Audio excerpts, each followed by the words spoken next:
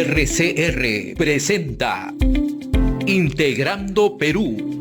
Análisis, entrevistas y propuestas para contribuir al desarrollo del país. Bienvenidos. Saludos amigos. Hoy tenemos un programa que va a evaluar problemas que tienen que ver con el mundo, la economía y también oportunidades y dificultades que tenemos en el Perú. Para ello hemos invitado a un amigo de siempre, experto internacional, José González, que se encuentra en Estados Unidos. Saludos amigo, ¿cómo está José? Buenas noches, Pedro. Encantado de estar siempre contigo y con tu audiencia. Sí, muchas gracias. En primer lugar, quisiera hacerte una pregunta. ¿Qué impresión te da que Chevron vuelva al Perú? Chevron estuvo en el Perú el año 1995, un lote contiguo a Camisea. Lamentablemente, el gobierno de entonces no hizo caso a la propuesta que hizo Chevron, que quería explotar Camisea. Ahí evidentemente tuvo un rol prioritario la compañía Shell y esa es la historia que todos conocemos. Pero correcto. Chevron está entrando a la exploración en el mar, en horizontes profundos, frente a las costas de Chiclayo y de Trujillo. Es definitivamente una buena señal para la inversión de riesgo, porque estamos hablando de que en zonas que no han mostrado resultados, que son zonas nuevas, aunque la geología sea favorable, estamos hablando que de 10 perforaciones, una tiene éxito, de acuerdo a la estadística global. ¿Qué opinión te merece esto? No es inusual. Hay que recordar, Pedro, que en lo que se llama el petróleo convencional, es decir, el que no es de esquisto, se dice que los crudos pesados, ultrapesados, extrapesados tampoco son convencionales. Es decir, la convencionalidad en el lenguaje petrolero se refiere solo a lo que es el West Texas Intermediate, los crudos ligeros, pero el West Texas ya no es un marcador de los precios del crudo global, sino el Brent, y el Brent es un crudo pesado, que es el crudo del Mar del Norte, el noruego, ¿sí? El riesgo siempre ha sido exploratorio. El riesgo de explorar es muy caro y la incertidumbre muy alta. Ahora, ¿qué alivió esos riesgos y esa incertidumbre del petróleo convencional? El petróleo esquisto tiene un riesgo muy bajo en términos de exploración. Es costoso porque está entre la roca, hay que fragmentar la roca con agua y después se extrae la roca trozada del esquisto y se refina vía usos de agua y ya se generan los crudos que van a las refinerías. El costo financiero es muy alto, de ahí que los costos se llama lifting cost del petróleo convencional es mucho más bajo que el esquisto. El esquisto es rentable entre 65 y 75 dólares. 75 dólares es el precio mágico. En este momento el precio está en 63. Correcto, por eso es que el esquisto no es una alternativa. Para responder la pregunta, entonces la exploración es un riesgo inherente al petróleo convencional, que es el que tenemos en el Perú. En el Perú no tenemos esquisto, eso está en Vaca Muerta, en Neuquén, en Argentina. Sin embargo, lo que alivió el riesgo exploratorio fue lo que se llama la sísmica 3D. O sea, la sísmica normal, se simulan movimientos sísmicos con explosiones controladas, esas explosiones controladas retornan ecos. Los geólogos ya han indicado que por los indicios, el cuaternario, el terciario, lo que fuese, ahí debería haber crudo. Vienen los geofísicos, analizan la sísmica, ahora con computadoras 3D, supercomputadoras que procesan la data, y el geofísico, que es el que determina la estructura del pozo, habiéndose perforado y comprobado que existe petróleo, vienen los ingenieros petroleros y montan el pozo per se. Los detalles sobre Chevron, Anadarko, Occidental se van revelando. Westlaw, que es el socio financiero, 35-35, Westlaw tiene el 30%. Es que han hecho sísmica 3D, Pedro, en un área de 6.000 kilómetros cuadrados. Es decir, la sísmica 3D más que se hizo el año pasado ha sido extensa. Una sísmica 3 de esa dimensión es cara. En Zócalo bajo mar es cara, es decir, ya hay una inversión significativa. Una vez que Chevron determina que la sísmica 3D da los indicios suficientes para determinar que ese crudo que siempre se sospechó que estaba ahí, lo empiezan a ubicar, lo habíamos hablado en una conversación anterior sobre el campo Rubiales en Colombia, que tuvo el mismo fenómeno. Venezuela adquiere la característica de la reserva de petróleo más grande del mundo después de que se descubre la gran paja del Orinoco, que son crudos pesados, extra pesados y ultra pesados. Hay crudos que son alquitrán, todo con sísmica 3D. Nosotros trabajamos con una compañía en Venezuela que introdujo la sísmica 3D en el país, Solopetrol se llamaba, si no me equivoco.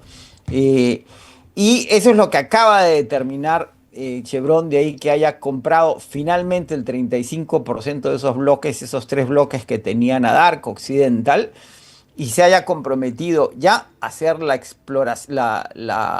perforación el próximo año de 9 pozos plus indagatorios. La sísmica 3D reduce el riesgo, concentra la perforación de una forma mucho más selectiva, y esa inversión podría costar, es el presupuesto, lo que ha revelado la prensa especializada en los Estados Unidos, entre 65 y 100 millones de dólares.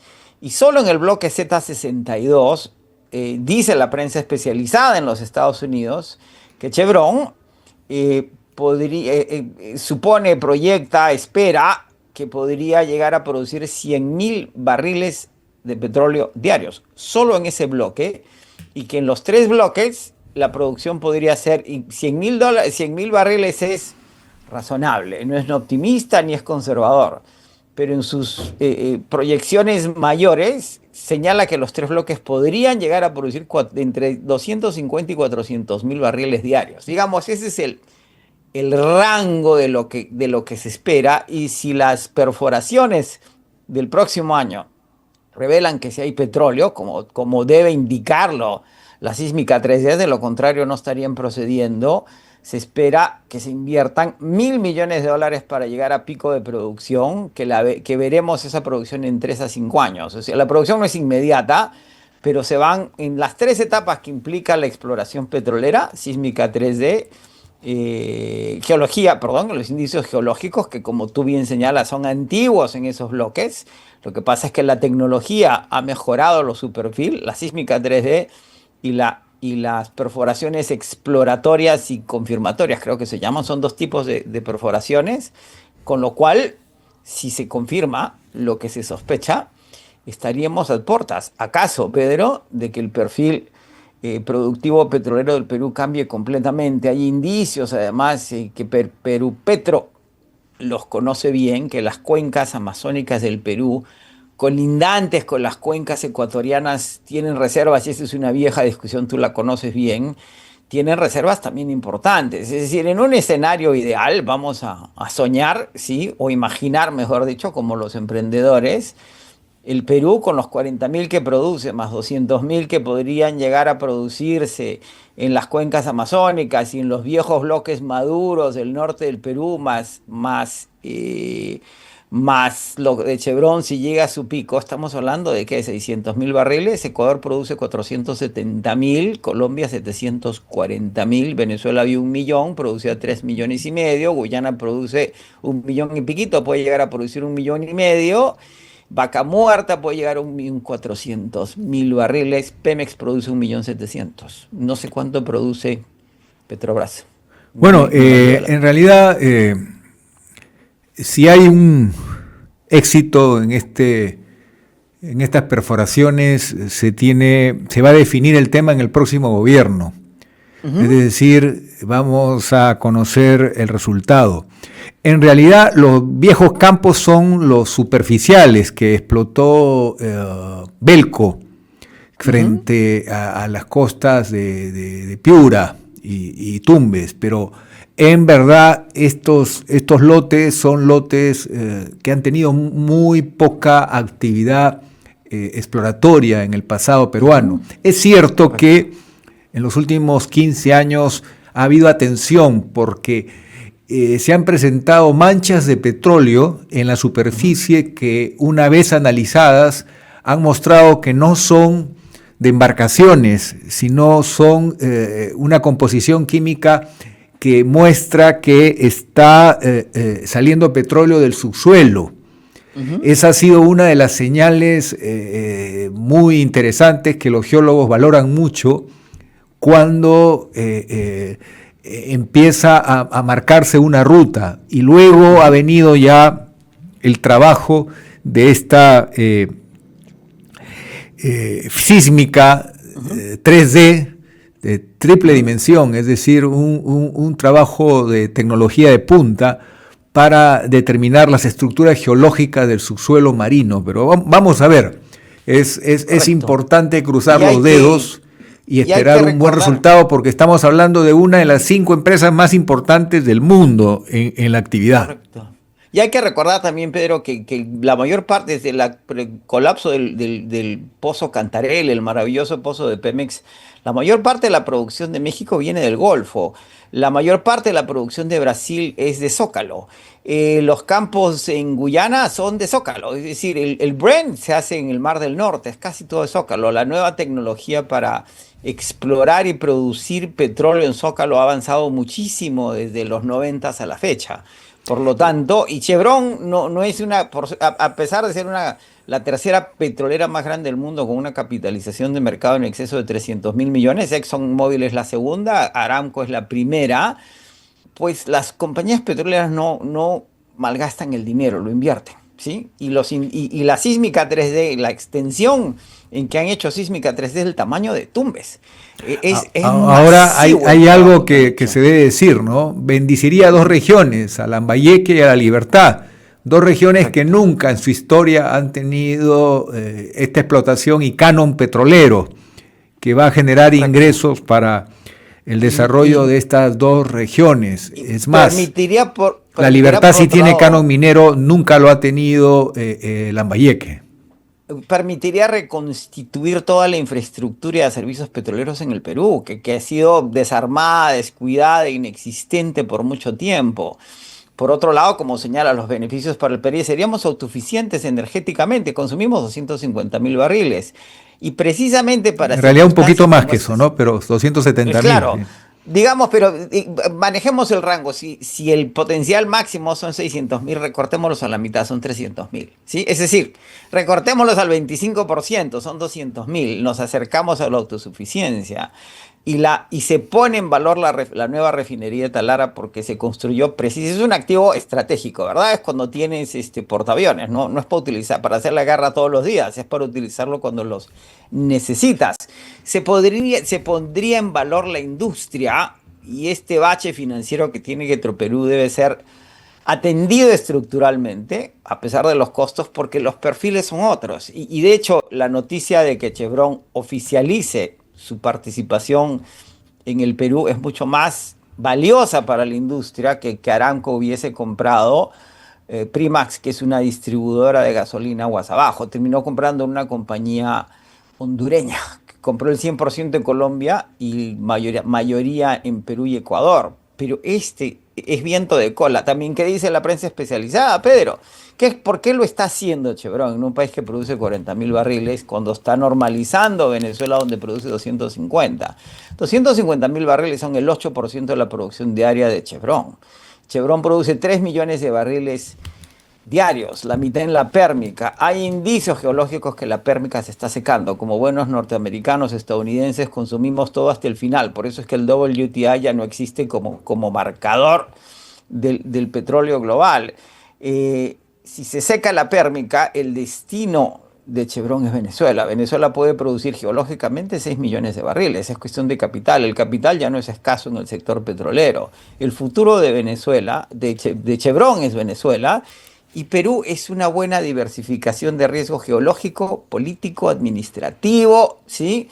Y además donde los nuevos campos, aparte de Guyana, que es el más grande que se ha descubierto en mucho tiempo, no hay prospectos geológicos importantes y la competencia está lotizando el mercado, pues Anadarko, Oxy, Chevron o Slot es una apuesta importante para el país. Ahora, también es cierto que estamos en un momento crítico porque la inversión en exploración en hidrocarburos ha disminuido en relación a décadas anteriores. Es decir, ha empezado a marcarse en el mundo la figura de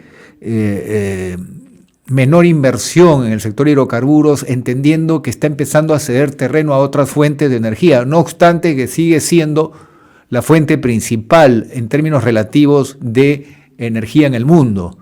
Entonces, pero ese es un hecho concreto de que ya ha llegado al máximo nivel de producción global y está empezando lentamente la curva de gradual menor participación en el suministro energético global. Y ese es un hecho objetivo. Es decir, estamos en el momento estratégico para no llorar luego cuando ya no sea el rey petróleo lo principal en el mundo. Estamos en el momento estratégico para poder poner en valor, siguiendo los protocolos ambientales y las mejores prácticas, que evidentemente esta compañía está entre las que han defendido esos estándares ambientales. Creo que sería muy buena noticia para el Perú.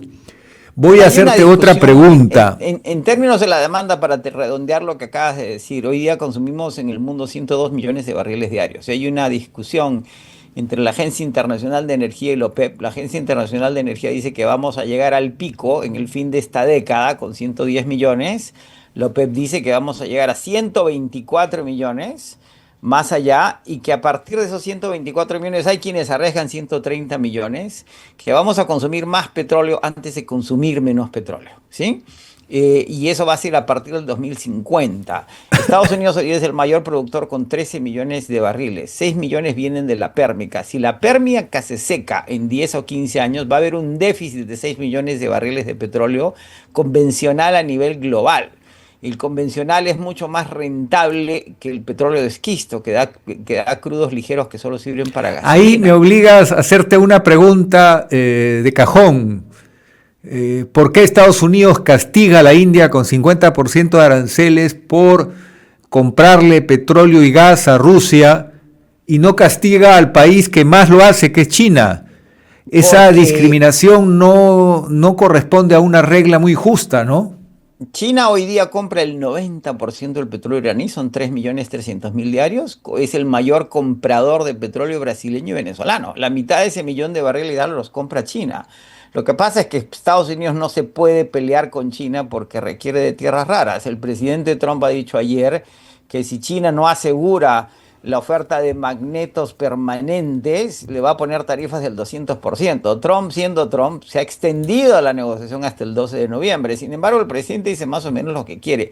Y India es un objetivo fácil. Y lo que está buscando el presidente Trump en esa reunión que tuvo con Putin en Alaska y luego con Zelensky en Washington, acompañado de 6, 7 líderes europeos, es que el proceso de paz se consolide, porque es lo que realmente quiere Trump, además de que le den el premio Nobel de la Paz, que lo tiene Obama y él también lo quiere, ¿sí? Su competencia con Obama no se acaba nunca, es tomar control del gasoducto Nord Stream 2, aquel gasoducto que iba a llevar el gas ruso a Alemania, que no se termina de construir, es saboteado aparentemente por Ucrania, y lo que quiere Estados Unidos es tomar control de ese gasoducto. Para eso requiere que Rusia haga la paz con Ucrania y con los europeos. Complejo, pero en la imaginación de Trump todo es posible, y ese castigo a la India tiene que ver con presionar a Rusia para que llegue ese acuerdo de paz, para que se normalice la situación, ¿sí? Digamos, esas son las cosas que tiene Trump en la cabeza. Lo que sí es cierto, y eso tiene que ver con Chevron, ha distribuido en promedio 20.000 millones de dólares en los últimos años en recompras de acciones y dividendos, porque no había invertido en exploración, porque estaban muy cómodos con la pérmica, que es lo que le ha sucedido a muchas petroleras en los Estados Unidos. Sin embargo, estos indicios de la pérmica alarman a Chevron en la discusión sobre Venezuela, que dice, pero que son 250.000 barriles para un país que consume 20 millones. En Estados Unidos producimos 13, consumimos 20. Pero dime una cosa, ¿no es torpe maltratar a un aliado de tantos años? Porque India ha estado cerca de Estados Unidos mucho tiempo. Sí, claro. India puede evidentemente buscar soporte en otros países y tener un enfriamiento de la relación con Estados Unidos y Estados Unidos está maltratando a sus amigos, a sus aliados Sí, claro, históricos. pero está maltratando a los europeos, hablando de aliados históricos, al Japón. Sí, hablando de aliados históricos, viejos enemigos, pero la base clave, tenemos 30.000 marines en Okinawa. Es decir, el Japón es la base militar más importante de los Estados Unidos en el Asia. Y sin embargo, Trump, siendo Trump, acaba de anunciar hoy día el presidente Pedro que va a tomar control del Union Station, la estación de tren principal de la ciudad de Washington, D.C. Y se la está quitando Amtrak. ¿Para qué el presidente de los Estados Unidos quiere controlar una estación de tren? Acaba de quitar el manejo de la seguridad del Distrito de Columbia de la Policía Municipal y ha puesto a la Guardia Nacional en las calles de Washington. Salvo que esté preparando un movimiento en las elecciones de medio término, similar al del 6 de enero, y quiera controlar los puntos de acceso de la ciudad y la seguridad responda a él y no a la municipalidad, digamos, es muy trumpiano, ¿no? O sea, la lógica de Trump es una cierta ilógica. Ahora, políticamente Trump se está notando triunfos. El problema es que esos triunfos los vamos a pagar los ciudadanos, los residentes, los que vivimos en este país. Pero ¿cuánto se está dañando el Estado de Derecho en Estados Unidos? ¿Cuánto se está vulnerando garantías de derecho a la tranquilidad, derecho a la integridad, derecho al debido proceso en Estados Unidos? Existe la imagen de que se está quebrando una fuerte imagen que tenían los ciudadanos del mundo de que en Estados Unidos la ley primaba. Acuérdate que la ley per se es una cosa y las costumbres y las tradiciones son otra. En el derecho natural de los norteamericanos, lo que la ley no prohíbe, permite. En nuestro derecho más... A ver, por ejemplo, acaba de estar una norma ejecutiva del presidente Trump donde obliga a los residentes a no poder salir de los Estados Unidos. No tengo conocimiento de esa ley. O sea, sí pueden salir, pero corren el riesgo de perder su derecho a la residencia. Claro, no, el problema con la orden con esa orden en particular, cuando uno es un residente en good standing, no hay ningún temor. Entonces yo entro y salgo con mi green card y no he tenido ningún problema desde que el presidente Trump es presidente. Es cierto que los que están siendo sancionados violaron su derecho migratorio en algún momento, se quedaron más de lo que debían, estuvieron fuera más de 6 meses, que es lo que te permite cuando es residente. Si eres residente tienes que estar físicamente 6 meses al año en Estados Unidos, no continuos, pero 6 meses sumados, ¿no? 180 días. Los venezolanos que fueron deportados al SECOT, 262, todos tenían delitos menores. Uno le había pegado a la esposa, el otro se robó $200. Ninguno de esos delitos merece ser enviado al SECOT en El Salvador, en donde uno sabe cuándo entra y no sabe cuándo sale. Hay una violación del debido proceso en virtud de la falta. Sin embargo, si uno no tiene faltas, yo no tengo ni un ticket de estacionamiento, pues uno no tiene mayor temor. Lo que sí sucede, de nuevo, en el derecho natural, en nuestro derecho napoleónico, el derecho normativo, que es el nuestro en el Perú, lo que la ley no permite lo prohíbe. Aquí lo que la ley no prohíbe lo permite. Entonces el presidente tiene mucho leverage, tiene mucha palanca para hacer, pero para eso están las cortes. Más de 300 procesos desde que empezó la presidencia de Trump y está perdiendo la gran mayoría y está ganando otros, ¿sí? Eso es lo que suele suceder. El presidente... Aquí viene una pregunta. ¿No te llama la atención que un grupo importante de países latinoamericanos estén convocados a este pronunciamiento y estrategia común contra el narcotráfico y Perú no haya sido convocado?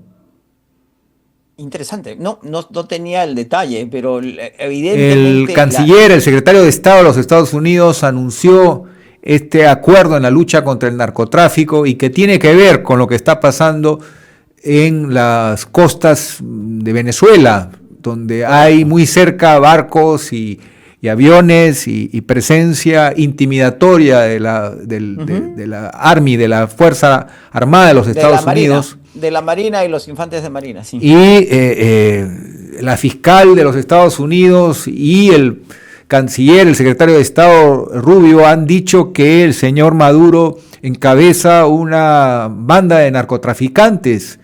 Es una acusación muy grave. Correcto. y en ese contexto anunció un acuerdo y me llamó la atención que Perú no esté considerado en ese acuerdo. Correcto, el problema es el fentanilo, no es la cocaína en principio, y en el Perú no se produce fentanilo ni en Venezuela ni en Colombia. El fentanilo es un problema chino-mexicano. Pero mencionó a países sudamericanos y no se mencionó al Perú. ¿Será porque le está faltando a Cancillería una suerte de mayor labor proactiva, o a Perú, con Perú hay ojeriza por su inversión china?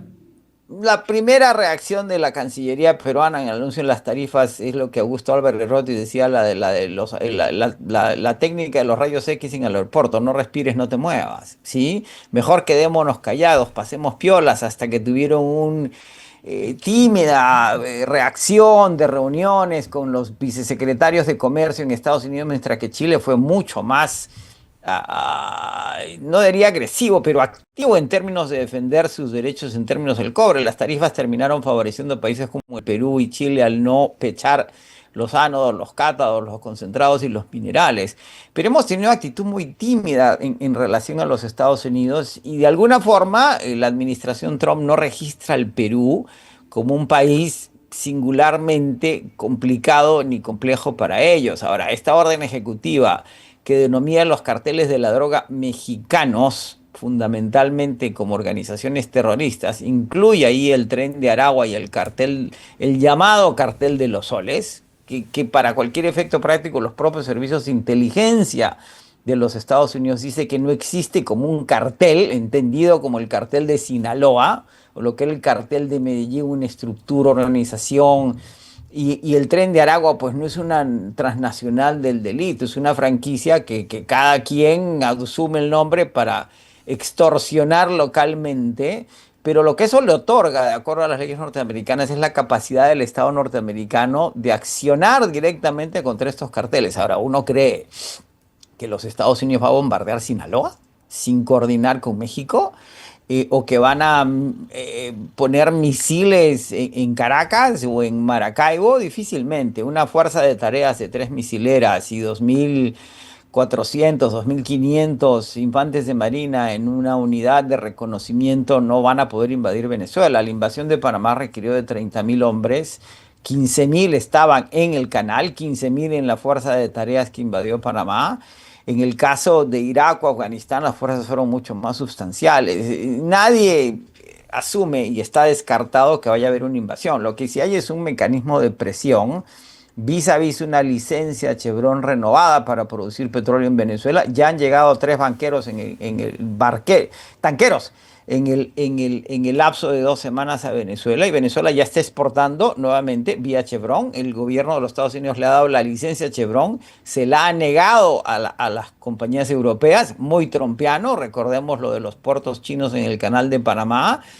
Pues lo que quiere el presidente Trump es que la producción venezolana sea por los Estados Unidos, y difícil creer que vayan a atacar a Venezuela cuando están permitiendo la producción de petróleo venezolano para el mercado norteamericano, particularmente para las refinerías del Golfo, que requieren de crudos pesados para mezclarlos con los crudos livianos de la Pérmica y del Bakken. Es decir, está descartado que haya una acción militar. Lo que sí es que va a continuar la presión. Marco Rubio tiene su trayectoria y su visión del problema para forzar algún tipo de cambio de gobierno en Caracas, pero no hay ningún indicio desde Caracas de que la cohesión de lo que llama Maduro el poder cívico, militar, policial esté resquebrajada a este punto. La pregunta que quisiera hacerte, José, ya entrando al tema de la minería, es por qué Chile está aprovechando mejor los altos precios y está creciendo su minería más que el Perú.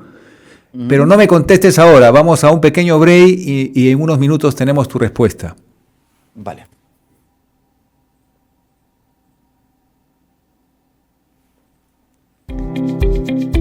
Continuamos con Integrando Perú. En momentos críticos para nuestro país, problemas serios de seguridad, fuga de talentos, políticos en los que no creemos porque nos mienten y nos mienten, es necesario un momento de reflexión. Es necesario que no solamente lo emocional defina un voto en el que se juega nuestro país y nuestro destino. Es importante estar informados. Por eso aquí está Integrando Perú. Somos el país de todas las sangres. Eso nos puede hacer exitosos y muy especiales en el mundo. Ya lo hemos visto con la gastronomía, pero hay que hacerlo en todo, en el deporte, en la manera de transformar las estructuras del país para que haya oportunidad para todos. Tenemos que aceptarnos que en la mistura del Perú está su futuro. Los esperamos todos los miércoles a las 8 de la noche y si no pudieron por X razones, en cualquier momento pueden entrar a internet y ver el programa y ser parte de Integrando Perú. Maestro, maestra, recibe formación de calidad con derrama magisterial, convenios con universidades nacionales e internacionales, cursos para nombramiento y ascenso, congresos, talleres y más. Acompañamos tu crecimiento profesional con las mejores opciones de capacitación. Para más información, llama al 920-376-446 o ingresa a dm.edu.pe. 60 años de rama magisterial, construyendo confianza, generando bienestar.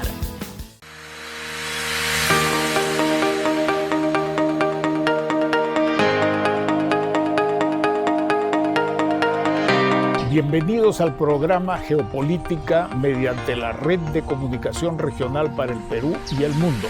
La geopolítica, estimados amigos, es una disciplina que se nutre de otras. Su foco central es el poder de los estados, incluyendo su población, su territorio, su economía, su cultura y asimismo los aspectos de seguridad, fuerzas armadas y relaciones internacionales. Bienvenidos.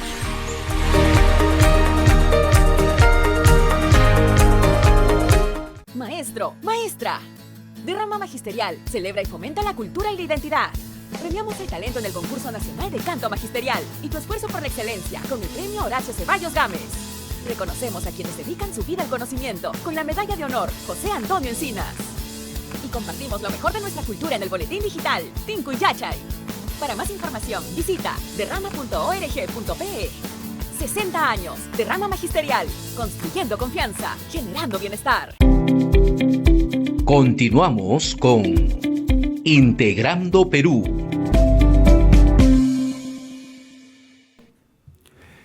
José, los informes especializados destacan un hecho objetivo.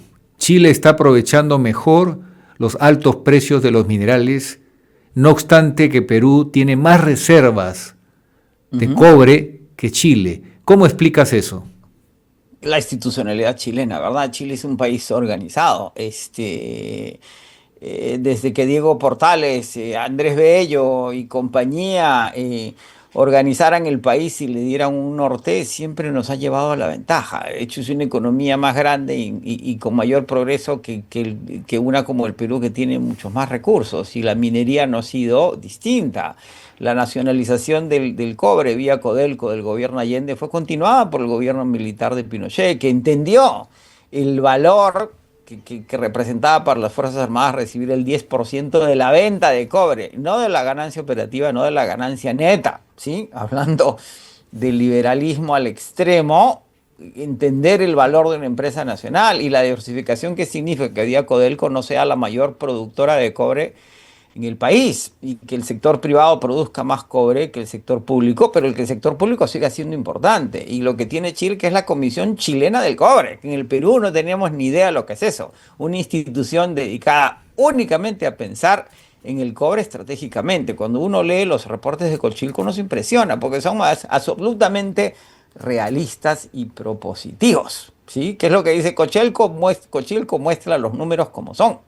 Y Codelco tiene su propia visión y el grupo familiar más importante de Chile, la familia Lucy, tiene su propia operación de cobre que acaba de comprar el 20% de Buenaventura. Creo que ya son 2 años, porque están diversificando su base de exploración y ven que el futuro del Perú es mucho más, acaso más prometedor que el de Chile. En Chile la producción va a llegar a un pico en los próximos años y va a empezar a descender. Las minas son cada vez más grandes, no tienen agua, tienen que usar agua de mar desalinizada, están aprendiendo a emulsionar de manera distinta. con agua salada. La sal transforma los procesos de refinación, pero lo están trabajando. Y la ley chilena está empezando a caer sistemáticamente, a pesar de seguir siendo más alta que la del Perú. En el Perú podemos duplicar la producción si se activan 12, 15 proyectos que ya están en algún tipo de punto en la curva de producción. En el Perú la informalidad no solo se da en ese 70-80% de la población económicamente activa, que es el margen de la formalidad, sino de todo. Es decir, no tenemos un Instituto Nacional de Planificación después de su disolución en el año 93 que planifique desde el Estado central el desarrollo. Eso es lo que hace el Estado chileno con toda su filosofía, doctrina y práctica liberal. Una cosa no elimina la otra, y las condiciones mejoran aún más. Pedro, ayer el Departamento del Interior de los Estados Unidos acaba de publicar la actualización de la lista de minerales críticos que determina el Servicio Geológico de los Estados Unidos. Ya han añadido al cobre, la potasia y el silicio a una lista preliminar que actualizan cada 3 años, según la Ley de Energía del 2020. Esta actualización se acaba de anunciar, incluye 54 minerales y además el cobre, el silicio y la potasa. Elimina de la lista al telurio y el arsénico. ¿Por qué agregan al cobre y al silicio? Por los riesgos que implica la concentración de la refinación, que en el caso de cobre es Chile. ¿Por qué agregan a la potasa? Porque el mayor productor de potasa es Canadá, y por la guerra de las tarifas hay temores desde el Servicio Geológico de los Estados Unidos y el Departamento de Interior que se interrumpa la oferta de potasas de Canadá, y la plata por tratarse de México. El telurio se elimina porque Estados Unidos ya no es un importador neto, sino un productor neto. Y el arsénico se elimina porque, según los datos revisados por el Departamento del Interior, el mayor proveedor de arsénico en los Estados Unidos ya no es China, sino el Perú. Y en la medida que el Perú es el mayor productor, pues nada, el riesgo de interrupción del suministro no es considerado importante. Este reporte incluye una nueva metodología. Los Estados Unidos ha determinado que los minerales críticos se dividen en 3 categorías: riesgo alto, elevado y moderado. Y la nueva metodología considera lo que llaman puntos únicos de fallo por las cadenas de suministro y lo que podrían significar.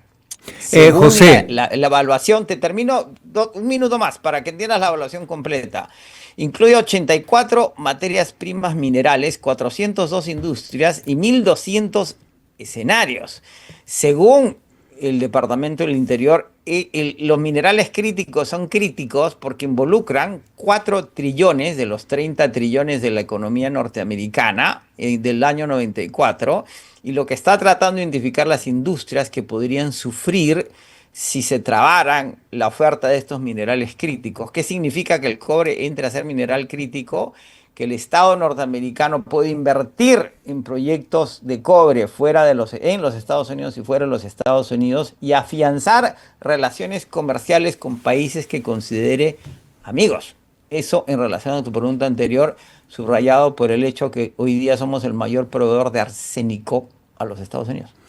Debemos decir que tu respuesta es muy elegante y lúcida, pero también es cierto que el Perú, allá por los años 2007, 2008, llegó a un crecimiento de 9% de la economía, y le ha ganado a Chile en concentrar y captar inversiones.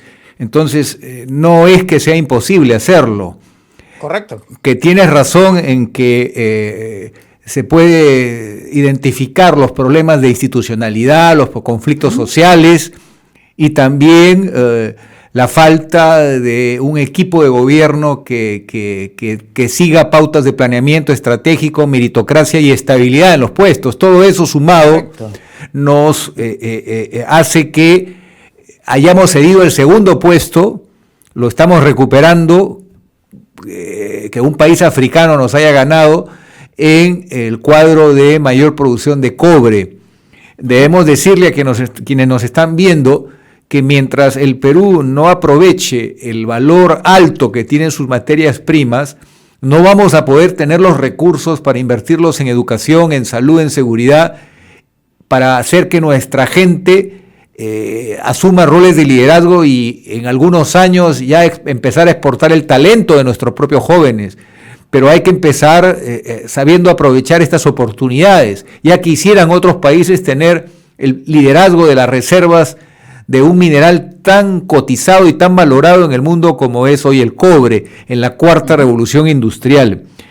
Ahí me viene una pregunta, esa hoja de ruta para hacer lo que se necesita, ¿tú la ves clara en el caso peruano o seguimos confiados en que Dios es peruano y abusando de eso? Yo creo que seguimos creyendo que Dios es peruano y abusando de eso, en el sentido de que Brasil publicó en enero, en el primer trimestre del año pasado, su plan estratégico para los minerales críticos en Brasil. Es decir, el pensamiento desde el Estado. En el Perú nos hemos vuelto más papistas que el Papa, cuando en la Constitución del 93 se subordina al Estado a los contratos privados, se convierte en una aberración legislativa. En ninguna parte del mundo, Pedro, el Estado es subalterno, no puede ser subalterno. Los intereses del Estado son los intereses de la nación, los intereses de la Coca-Cola son los intereses de la Coca-Cola. Entendemos por qué en el 93 llegamos a ese extremo, por qué se disuelve el Instituto Nacional de Planificación y no se reemplaza con nada que se le equipare. Lo que tenemos no funciona como un ente. Al lado de la Casa Blanca, a la izquierda, cuando uno lo mira la Casa Blanca desde el Parque Lafayette, está el Tesoro. Y a la derecha está lo que se llama el All Executive Building. El All Executive Building es toda la gente que trabaja para el presidente de los Estados Unidos y el vicepresidente de los Estados Unidos. Y la oficina principal en ese edificio es la oficina de presupuesto. El Ejecutivo hace el presupuesto y el Legislativo lo aprueba. Y el presupuesto está pensado en la visión que tiene el Estado, el gobierno, hacia dónde debemos ir. Y eso en el Perú no lo tenemos. Y si no se piensa desde el Estado y desde las ONGs vinculadas al desarrollo, el caviarato, mal llamado, bien llamado, como quien quiera uno escoger de qué lado de la ecuación está, pues no vamos a poder hacer lo que hace Chile, que es pensar en el desarrollo, abogar por el desarrollo, hacer el trabajo político por ese desarrollo y dibujar ese mapa y esa ruta que nos corresponde. Además, que requiere un equipo multidisciplinario en el que participa PROMPERÚ, InvestPerú, la Cancillería, el MINEM, el MEF, o sea, es un grupo de trabajo cohesionado que además que movilice al sector privado para no seguir hablando de la tramitología y la permisología de Eternum, entendemos el problema, ¿sí? Sino que contribuya y acepte que el rol del Estado es primordial en el desarrollo de la minería, no solo por los permisos y los trámites, sino por la infraestructura que requiere esa minería que el sector privado no puede asumir por su sola voluntad. ¿Sí? Y de nuevo, pensemos en el rol de Cochilco, pensemos en el rol de Codelco, pensemos en que la infraestructura necesaria...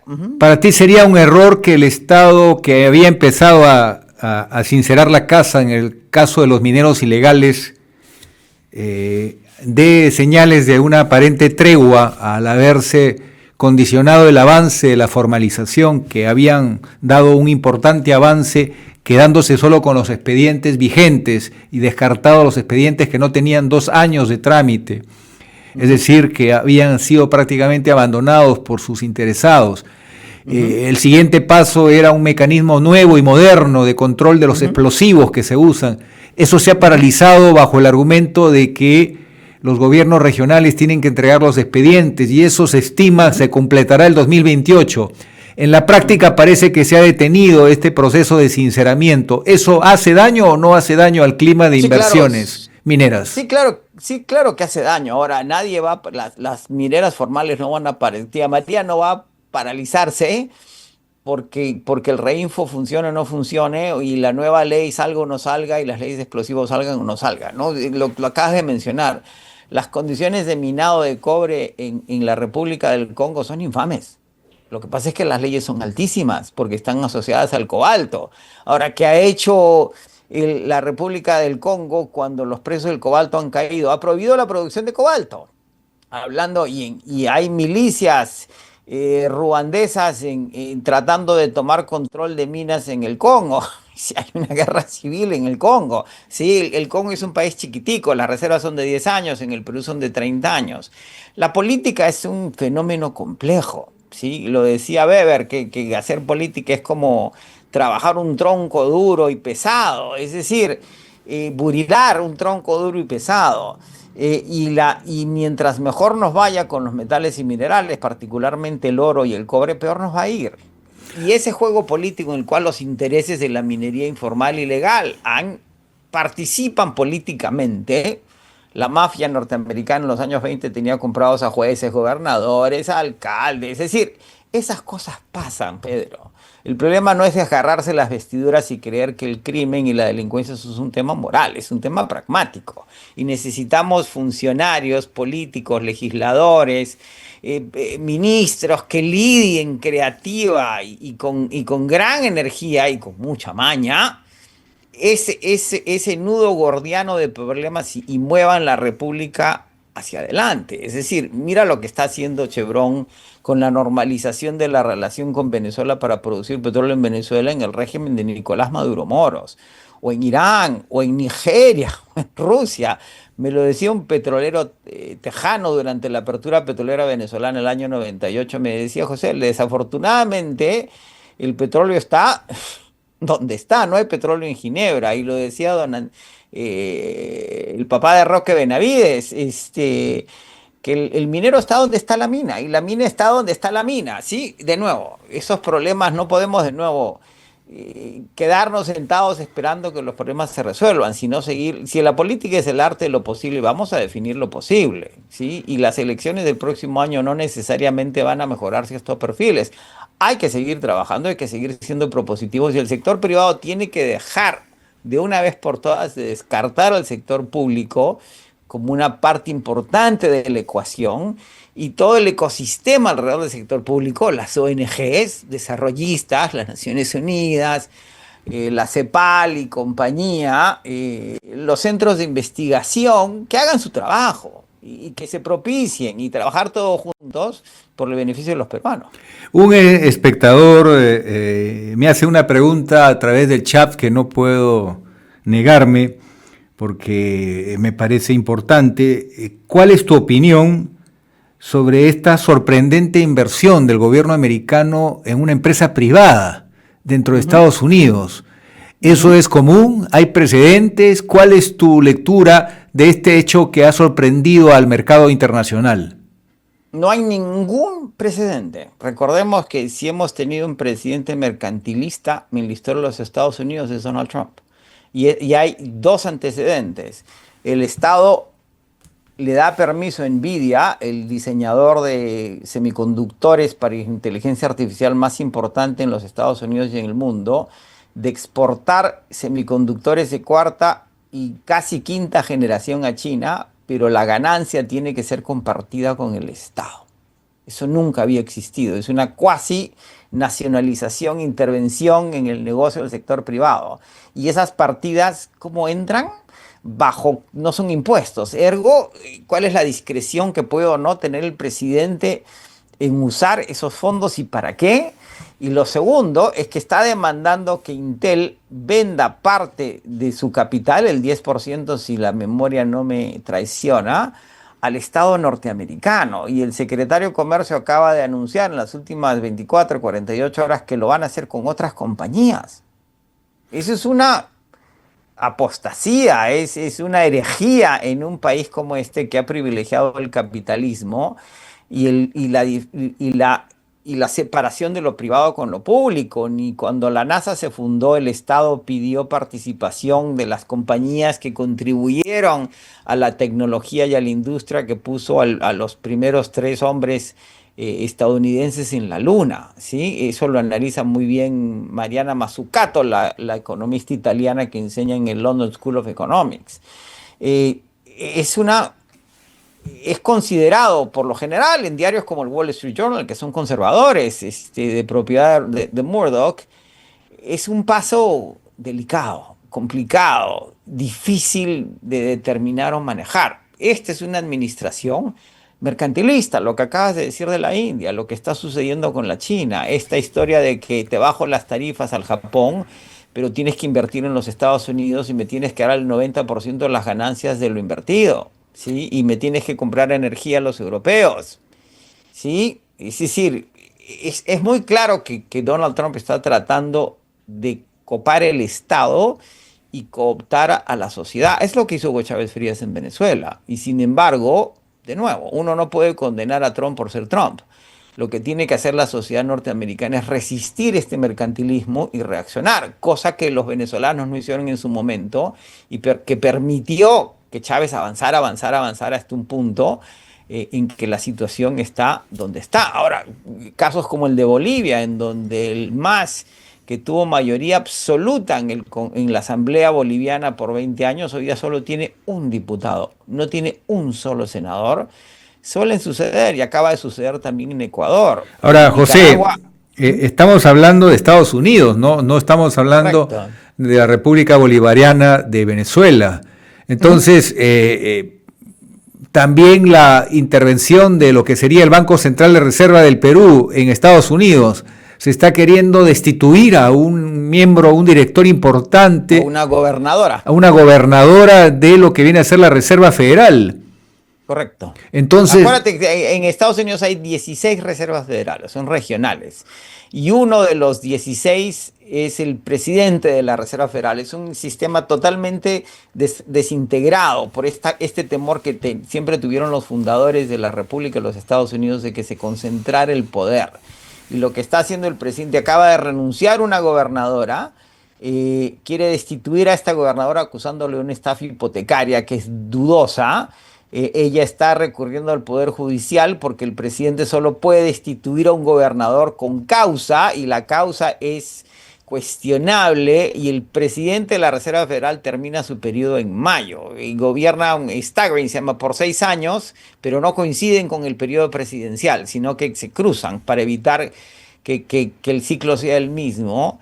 Y si Powell, él deja de ser presidente, pero puede seguir siendo gobernador. Hay una pregunta si se va a quedar como gobernador o no. Los presidentes cuando terminan su periodo renuncian como gobernadores, lo cual le daría a Trump 3 asientos. De los 16, 12 votan en lo que se llama el Comité de Mercados Abiertos que determina las tasas de interés. Le daría una mayoría de nombrados a Trump. Ahora eso le va a pasar con la Corte Suprema. Los jueces supremos no deciden porque Trump lo nombró y eso siempre ha irritado a todos los presidentes de los Estados Unidos. Deciden por jurisprudencia y su vocación doctrinaria, que puede ser conservadora y liberal, pero no votan en términos legales por lo que el presidente les diga. Sucede lo mismo con la Reserva Federal.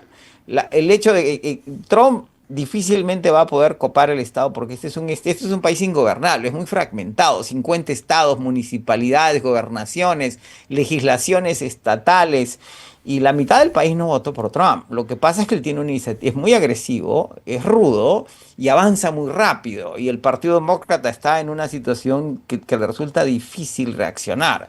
Lo que está poniéndose a prueba es la institucionalidad de los Estados Unidos. Nadie duda lo que quiere hacer Trump. La pregunta, y yo tuve una reunión a puertas de la elección de Hugo Chávez Frías en Venezuela en el año 98, en lo que era Fede Cámaras en ese momento, que era una institución importante. O sea, yo decía, yo no tengo ningún problema con Hugo Chávez Frías. Hugo Chávez Frías es quien es y va a hacer lo que quiere hacer. La tengo con ustedes, que puede que no sean capaces de confrontar a Chávez, ¿sí?, y defender la institucionalidad venezolana. Lo que se va a poner a prueba es las instituciones de este país. Y lo más probable, Pedro, es que salgan airosas después de un reseteo que el país de alguna forma necesitaba, porque además ya está entre nosotros. Estás citando a un importante pensador del siglo XX que dijo exactamente lo que tú has mencionado. Las injusticias y los grandes problemas que se han suscitado en la humanidad, los atropellos, los abusos, se han podido dar en ese nivel de crueldad precisamente porque hay un universo grande de personas que no salen de su zona de confort y permanecen pasivos aparentemente indiferentes e indolentes a lo que pasa. Si la mayoría despertara y hiciera valer su derecho ciudadano, el mundo sería diferente. Muchas gracias, José, de verdad ha sido interesante este diálogo y pronto estamos juntos. Muchas gracias. Un placer, encantado siempre. Un abrazo.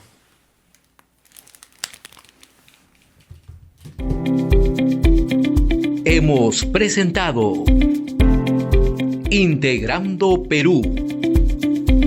Retornamos en nuestra próxima edición con más entrevistas y el análisis para contribuir al desarrollo de nuestro país.